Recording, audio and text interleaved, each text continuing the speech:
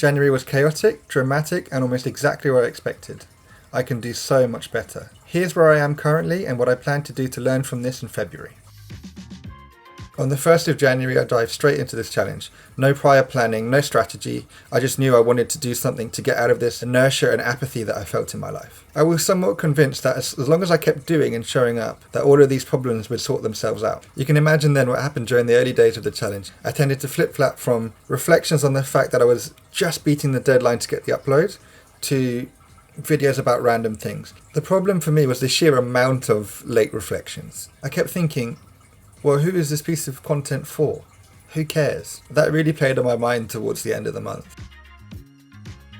The question of who cares and the kind of analytic side of things is going to become way more important towards the next part of this challenge. In terms of the basic metrics, I got 186 views over the month, a watch time of about 3.6 hours, and sadly we lost a subscriber. But those three things in a vacuum aren't particularly important, so we're going to move into the more analytical stuff now. Not to be a tease, but I did think I should show you that my most viewed video of the month is actually a video I made 3 years ago and is unrelated to the challenge, so there's that. But I didn't want to delete it because I still think it's useful for people. Impressions click-through rate. So this is essentially when people see your thumbnails and titles, do they click on your video? 1.4 is generally considered quite low. I'm not too worried about it again because I've done lots of random styles of videos, and also YouTube doesn't know who the hell my videos are for at this point. It also is in part due to my packaging skills, and those are going to improve over the months as well. Average view duration is a measure of how long people stay on your videos once they've clicked on them.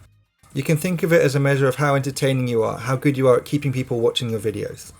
It's one of the most important things. Do you reward people for clicking on your videos? Given that I make a lot of short videos and I've made a few long ones, there's not really too much you can take from this. Although I will say I am trying to maximise this as much as possible over the coming months. This is where the rubber hits the road really. It's what I'm planning to do in February, how I'm going to react to the results that I've seen, and how I'm going to improve my process. I can get one answer out of the way really quickly. I'm not going to react too much to the results because, as you've seen, they're not really indicative of any issues other than the fact that my process isn't quite right. If we dig deeper on that, I think a lot of it can be solved by batching. If I can make 3 or 4 videos when I'm in the mood to make those videos and I'm clear-headed and, got all the energy up, then that's going to save 3 or 4 days of random nothingness that I'm going to have to do when I don't feel like it. It also means I've got time to do longer videos. Up till now I haven't done that, but I think it'd be really interesting because I love challenges to take how much can I do X in a weekend or whatever it is, right? Those are the kind of videos where I think I can really learn something and I can provide value.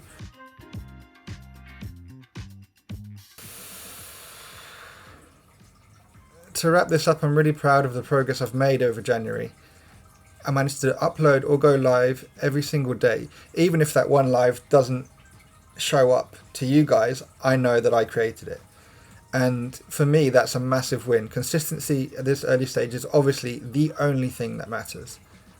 And now we're going to move into a more strategic and hopefully have more fun with the uploads in February. All right, I'll see you at the end of Feb.